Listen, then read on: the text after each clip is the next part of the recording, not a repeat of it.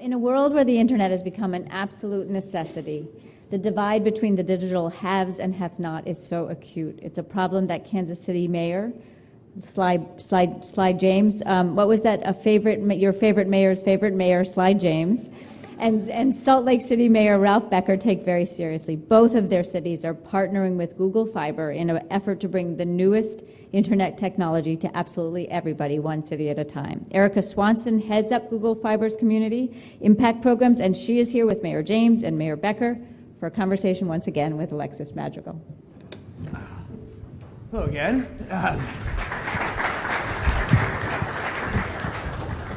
Mayors, Erica, nice to have you with us. Erica, why don't we just start off with, lay the groundwork here. What is Google Fiber, and what are its goals for Google? Thank you for having me. What an honor to be here with the mayors.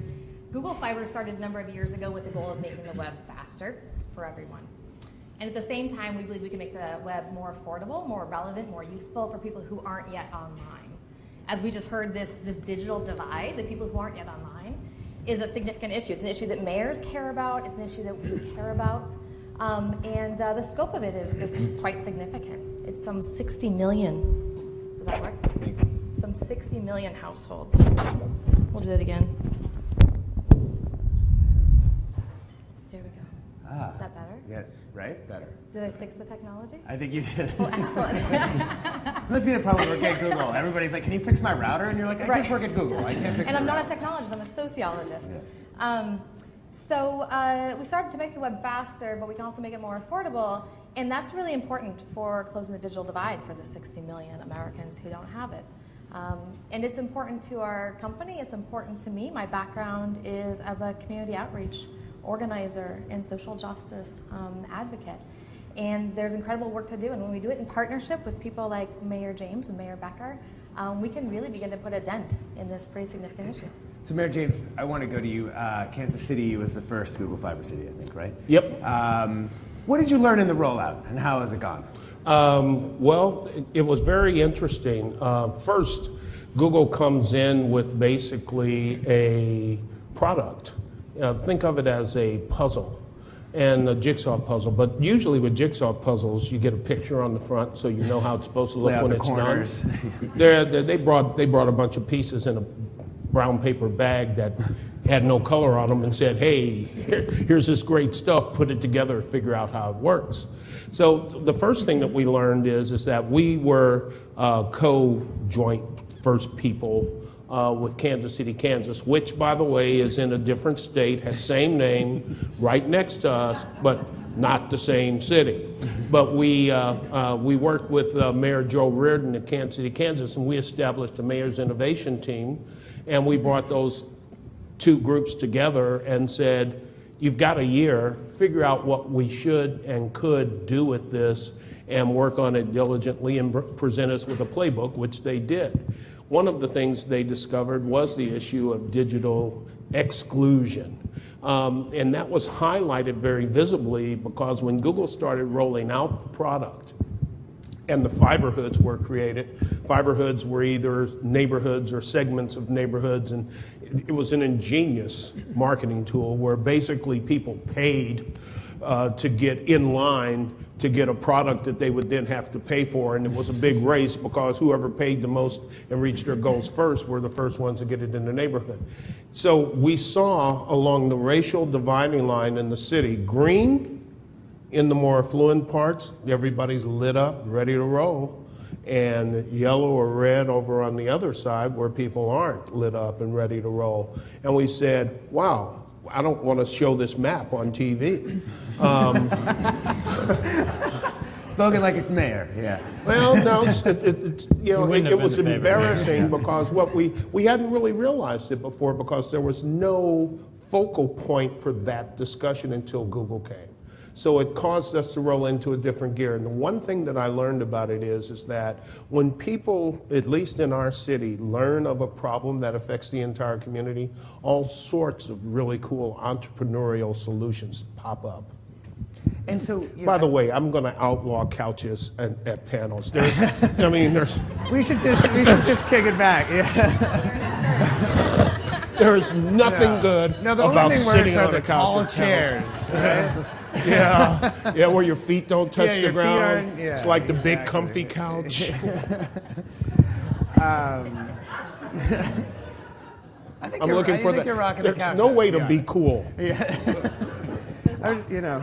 Yeah. You're cool. Yeah. The bow tie Yes, carries that's you a true. long ways. My good So, friend. Mayor Becker, as you look to roll out, start rolling out fiber in Salt Lake City, you look across the country at the other examples of how people have tried to address this, digital inclusion along, socioeconomic, racial lines, other things.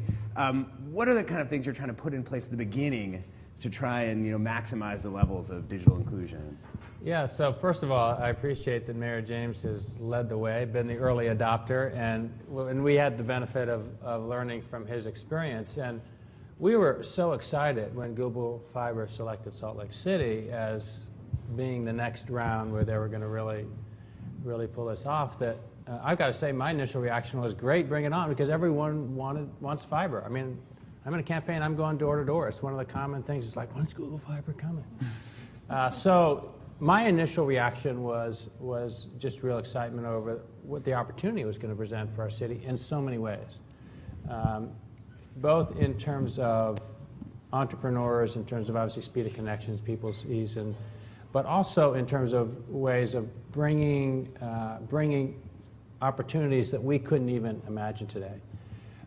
What I learned really quickly, and I thank my council for this, that councils like to beat up mayors. I'm sure that doesn't happen to you, Mayor James, but I just run faster than the slowest council person. yeah. Let them eat their own. But they were really focused on, wait a minute, is this going to be truly creating a level playing field? Because a lot of us in the city do have a version of broadband, not the speeds, obviously, of fiber, but we do have we're one of the, I think, largest cities in the country in terms of adoption of higher speed internet.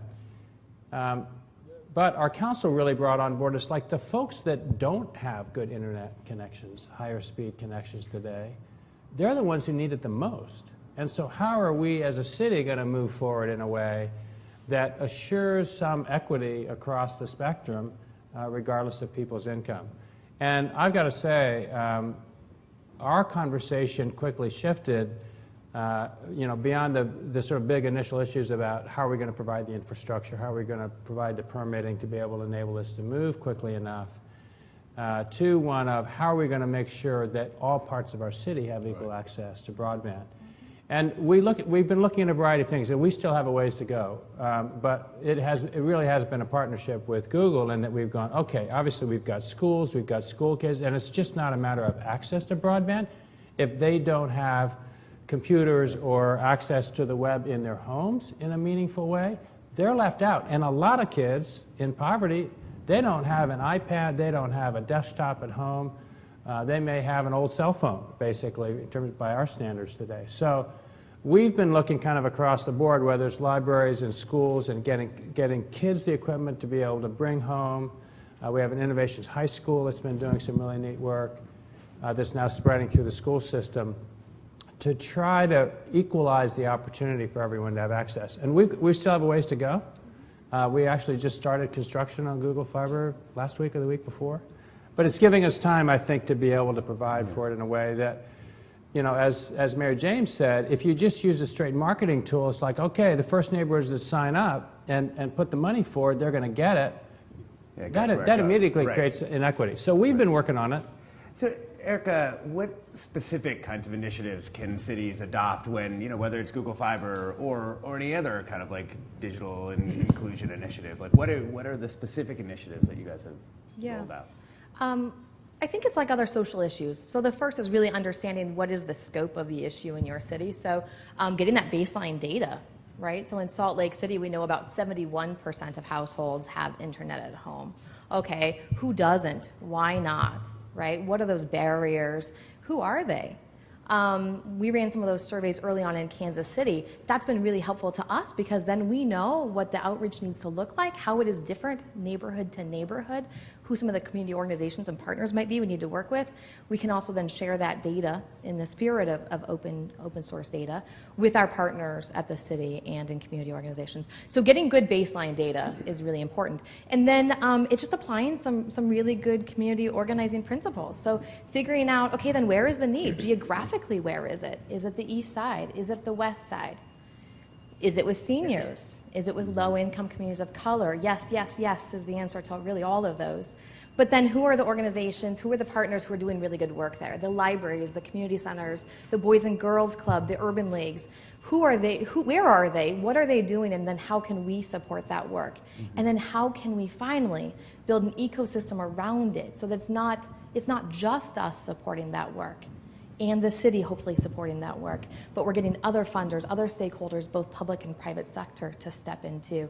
That's when we think we're going to see real change, when we start to really shift that ecosystem in that direction. Mary James, when you think about the uses to which this fiber is being put, I mean, are there particular applications of fiber that have generated excitement in your community that then sort of drive more people to want to sign up or see it as worth it to pay, you know, however much it is? Well, yeah, that's absolutely true. We kind of look at Google as being the first row in a new garden of technology and infrastructure that's grown out of our previous gardens of entrepreneurship.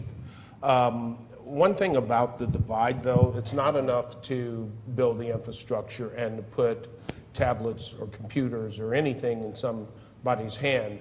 Digital literacy is absolutely essential, and that's a different approach to some extent. So we have to work with all of those aspects and factors in order to cure the issue. But we've had a number of things that have just been phenomenal in terms of creating interest, and they just keep coming.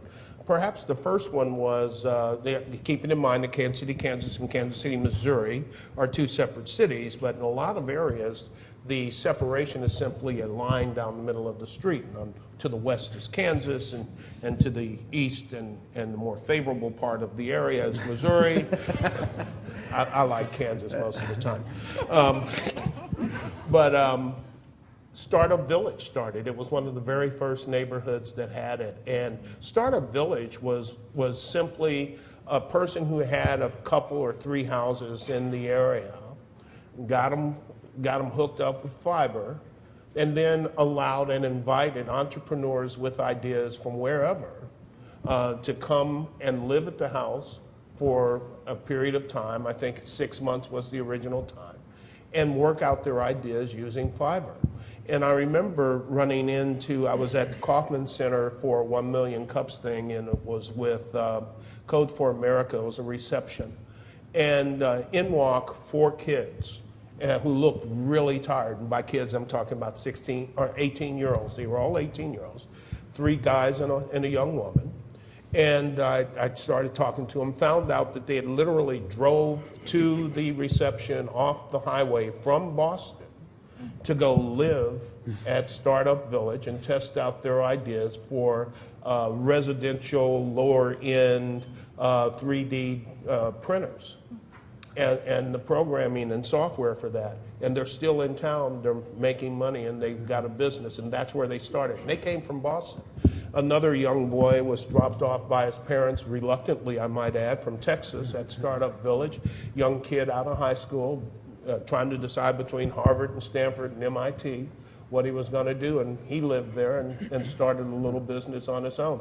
So those are things that get a lot of people excited, and out of that grew Launch KC, where there's a real entrepreneurial startup ecosystem, then Launch Code, where they're giving out $10,000, $50,000 grants at Tech Week in the fall, all sorts of things going on. Do you find that tech ecosystem is reflective of the city's population, though, or is it just basically a bunch of young white guys like living in those houses? It's a bunch of young white guys, a few young white women, a few Asians, not many African American, male or female. Yeah. Not many Latinos. And part of that is, you know, I mean, the bottom line is, and I'll just be blunt, is that we have 15 school districts in our city. Some of them function better than others. And there's no mystery to me that those who are in the more affluent areas tend to function and produce more obvious results than those not. The poverty, the free and reduced lunch rate is what you look at. And so there's a lot of catch-up going on. And just to emphasize that, about a year and a half ago, our namesake district, KCPS, decided to equip their kids with laptops or tablets. All right, and that's great because a lot of the schools are wired. What they didn't consider is how the heck they're going to do homework. Their homes aren't. There's no Wi-Fi. So they have a very expensive paperweight when they get home. So with Google's help, however, we've wired a lot of public buildings, libraries and things of that nature. And now the other thing about Google is finally the AT&Ts and the Time Warners started saying, oh, wait a minute, we're being threatened. Maybe we ought to do something besides be arrogant. So they've come out with some products and they've become very, not competitive, but they started to join the competition. And as they join the competition, more households are being reached. Yeah. Mayor Becker, one of the things I think we've heard is that you could actually, before the fiber's in the ground, be working on these sort of digital literacy kind of initiatives. I'm sure it's not the first time that you've heard this. Are there things that your city is trying to roll out to sort of, prepare the field and prepare the city for what's coming technologically? Yeah, I think we've been through probably the early stages of the same experience we're seeing with Mayor James. And for those of you who sort of think of Salt Lake in a certain way, let me put it in perspective. Are you sure Salt Lake here? Well, this is a San Francisco Giants pin, lifelong Giants fan, right here. That's what happens when you don't have your own team. That's right. But don't talk to me about the Warriors. Don't talk to me about the Warriors, because I'm a Jazz fan all the way through. No, so in Salt Lake, I think we see the same kinds of issues around literacy and around bridging that divide, which is huge in our city. I'm glad I don't have 15 school districts to deal with, because I can deal with a very ambitious school board and school district that sets as its highest priority addressing this issue. And as Mayor James was saying, we're seeing this wonderful competition flourishing all of a sudden, because Comcast is delivering hundreds and thousands of tablets in our Title I schools. So they're starting to provide some of the numbers. The other thing I'm seeing is our schools are getting a lot smarter. So our schools are checking out computers for kids to take home, as long as they get them back by a certain time in the morning. So, we're all sort of have to figure out our pieces and how we can make a difference. But I was going to say that in Salt Lake City, so the majority, and it's a growing majority every year, of our students are minorities. We've got over 120 languages spoken in our public schools.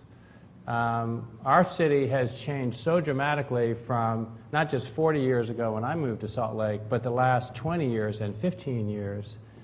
And adding to that, this huge influx. Mayor James, I assume you're seeing the same thing. This incredible influx of millennials, particularly, moving into our city, that's creating a whole new dynamic in our city. We cannot keep up with housing in our cities. So, there's a affordable housing issue along with that too. But the popularity of urban living now, and particularly we have a range of amenities, changes the whole dynamic in cities today in ways we haven't seen for probably 50 years. Agreed. One thing I wanted to ask you is, fiber is something that people generally use with computers and Wi-Fi in their homes. But a lot of the communities that we're talking about here are sort of mobile-first communities.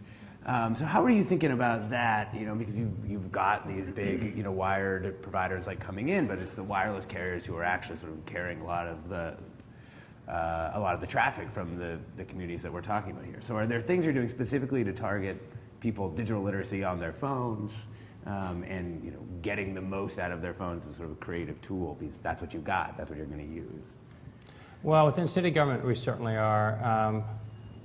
We've got a Salt Lake City mobile app that, I think we increase, it seems like every week, the number of applications that anyone who's got a smartphone can take advantage of, whether it's reporting graffiti or reporting a problem in their neighborhood, and it allows us to have so much faster response around issues. So it's affecting us dramatically in terms of our city efforts. The next step, as it relates to what we're talking about here, I think, is how do we provide those same tools for kids and get the devices in the hands of kids so they have the same kinds of opportunities that those of us who are a little bit further ahead. Yeah. Do you have a Snapchat account? No, I don't. Okay, just wondering. Yeah. Alexis, can I say Yeah, something? sure, One of the sure. ways that we think about mobile is that, it is a really good on-ramp to the internet. It is not currently, right now, in the web that we have today, a perfect substitute for in-home broadband or in-home internet use, especially if you think about the really high-value applications. Like Netflix? Like Netflix, or let's say schoolwork or applying for jobs. Yeah. Those are things, right, that are really hard to do on a mobile phone, if not impossible. And so when school districts go one-to-one and send devices home with students, then if we can come in and make that home internet more affordable, now we're starting to chip away at multiple barriers at once. One of the really cool things about my job is I get to do research about the impact of the work that we're doing, and I get to do in-home ethnographies and focus groups and in-home ethnographies that are blind to the user. So I get to go in, invited into people's homes, listen to how they're making consumer technology decisions. How are they thinking about technology? Who influences those decisions? One example that keeps coming back to me is a woman who was in East Kansas City. They had a mobile phone plan before, a smartphone plan. They'd had a rough couple of months, and so had to cut that plan.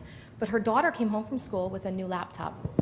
And the mom turned to us and she said, and she didn't know we were with Google Fiber, with an internet service provider, but she turned to us, the researchers, and she said, I know I have to get home internet for my daughter. Because right now, she takes the computer and she goes down the street to the library every day. And that's 0.6 of a mile. She knew exactly how far it was. And winter is coming, and that is no longer going to be an option. Night falls earlier. I can't have her taking this computer to the library every night. And then she started ruffling through some papers, and she pulled out a couple of door hangers and some direct mail pieces. And we had just dropped them on her house the week before, in what I think was really perfect timing. But we were speaking in those direct mail pieces about how the internet was affordable and how she could get online in an affordable way for the first time. And because she knew it was important, and because she had that device and then there was an affordable option, she was prepared to sign up and get her family the home internet that would allow her daughter to do the homework. From a corporate perspective, why does Google care about this? Yeah, we care as a business. We do, we care for lots of reasons. We care because we know that these issues are about access and that it's about information, it's about power. So we care as Googlers. We care as a business because this is a third of the households in most urban cities. A third of the households don't have home internet. We're going to see incredible growth over years in those households. And those are web users. We are a web company, right? And so web users really matter. It makes the web better and stronger when more people are online. And then I get really excited about how that will also change, not just on the content consumption side, but on the production side, right? What does it mean to become cultural producers and to contribute to this internet? And so not just watching Netflix, but also creating videos about the life around you and telling that through stories on YouTube and building, community magazines that are now online. That makes the web a fundamentally different place. And Alexis, Google is not a not-for-profit. Right. Yeah, that's right. That's right. Well, I think I asked the question primarily because, it's probably not your highest profit customers who are, in these industries. Or are they? They're investments. It's an investment, right? It's an investment in the cities and the communities that we serve, but it's also an investment in the growth of our business.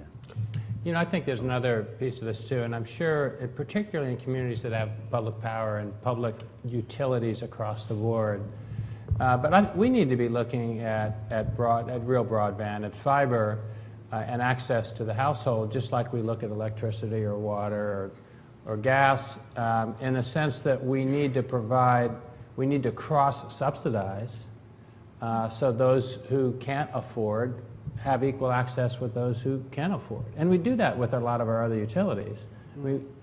And but we don't do that. Well, but there's a difference, though, I think. I mean, utilities are traditional oligopolies, and there's only one power and light company in Kansas City, but there's Google, there's AT&T, there's Time Warner, and whoever else wants to try to come into the market. So one of the things that we had to be extremely careful about was doing anything, because we had contracts with all those other providers throughout the city for various purposes. We could not then do something that looked like an endorsement of one over the other without incurring some liability issues. So we had to be very careful about that. I do think, though, that in the broad sense, broadband, that you're right. That's the only way that we're going to get complete coverage, because it's like anything else. You know, we have plans for those who are in the winter unable to pay their heating bill, that they can go and get assistance. I think things like need to be set up for that as well. Because if in fact we believe that the internet is and will increasingly become the gateway to all things, then we cannot afford to have half of our city not being able to get to the gate. That's not fair, that's not right, it's not productive. So we're going to have to find some way of doing it, but it's tricky when you've got competitors. Yeah. Sure it is. But I'd be interested, for those of you who are out there in the audience or are on the web, I'm sure that other folks have had that experience. Yeah. And there are ways to do it. I'm confident there are ways to do it so that you're not giving an advantage to one company over another, but we're doing what we can to sort of cross-fertilize through the city and enable everyone to have equal opportunity. Let's take a couple questions here. We got one right here. Hi, my name is Cami Griffiths from Community Technology Network, a local nonprofit, and I appreciate hearing about the digital literacy being mentioned several times. Our mission is to transform lives through digital literacy, recognizing that if you don't know how to use the computer, you may not spend that even $10 a month to get the internet in your homes. So I was hoping to hear from Erica about your digital literacy fellowship and the things that you guys are doing across the country to bring digital literacy, knowing that it will drive people to get broadband. Yeah, that's right. So we can make the web more affordable, but we know that it also requires teaching people how to use it. And just an example of what that means, right? That can mean showing somebody how to turn a computer on, how to open a browser, how to go to the search bar and navigate. And then the more complex tasks of figuring out what are the credible websites and how to assess information. One of the ways we're doing that, we're building scalable programs that we hope we can then tailor in all of our cities. We're currently in 8 cities. And then we know that there are going to be very unique investments we'll make in each city. But one of the programs we've just launched is the first of its kind Digital Inclusion Fellowship. And we're working with host organizations, deeply credible community organizations in each of these cities. We're working with them to recruit and train a class of fellows who will be paid, who are, have some years of experience, who know their communities well. And together they're going to develop new and sustainable programs that teach digital literacy, that work for their communities. They're going to share experiences and practices around the country. That's something that they sorely need. And then they're going to implement those programs for a year. And we're looking forward to it because we imagine that there's going to be some things that will be very common across all of those cities and all of those fellowship experiences, but that we're also going to really learn from the measurement and evaluation some things that maybe we didn't know would work. And then we can translate that into future practice. Cool. Take, right here. Introduce yourself. Good afternoon. My Good name's Tim afternoon. Waters. I'm with Young Community Developers. So I was thinking about a couple comments made, James, that you mentioned. I'm thinking about that map. Yeah. Green map, and most of it is also a third is yellow and red. So I'm curious on a couple of things. You talked a lot about entrepreneurs coming in. I'm curious as to what very specifically they did in addressing the topic of this session, which is closing the divide within the disenfranchised sections of the city. I envision a world where they're entrepreneurs and they're not for profits versus really making an investment to close the divide. And I'm also curious as to how does that map look today? Yeah. And how will that map look for you very specifically under your leadership in a year from now? Okay. Well, a lot of the areas that weren't green are green, and I want to thank Google because despite the fact that there was a time limit on when all of this was to happen, that's been extended several times. But the one thing, the entrepreneurism really came into play with those who had an interest in spreading the word, so to speak, and how they went about doing it. The first thing that they did was they went into the communities that did not have enough signups in order to get Google and raise money to get enough to sign everybody up to get Google. The important thing about that is that the schools in those communities would not be lit if the community itself wasn't lit, because our contract with Google said that they would light up schools and libraries and other places in areas that were lit. So we got them lit. So now they brought fiber closer to the home. Second thing that they did was they started working with some of the educational institutions in the area to try to get them and try to get to an each one, teach one type of an approach where they went in and tried to say, this is some things that we can do, and they built partnerships with that. Connecting for Good was a very good organization with regard to that. Some of the other quasi-religious civil activists, CCO, communities for CCO, and More Squared were engaged in it because their congregations were engaged, so their churches got lit. So basically the entrepreneurism was to go door to door, literally, knocking on doors. Do you know about this? Do you know what it can do? Are you interested? There was a separate plan for those who did not want to afford the big rollout plan, where literally, I forgot what it was. It was what? $300. It paid on a monthly basis for the first year, and you got 5 years of free internet, fiber internet after that. So for a lot less than what it would cost to have a cable TV system, you could have internet, regular speed internet, for 5 years.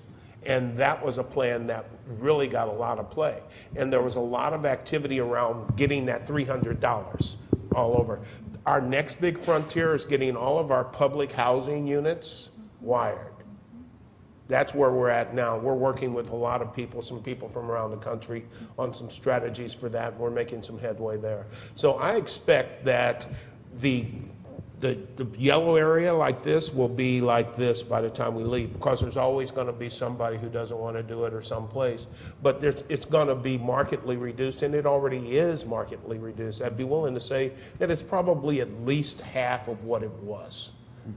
That's a good place to end it. Thank all three of you very, very much. That was fun stuff. Always good to see you. Thank you.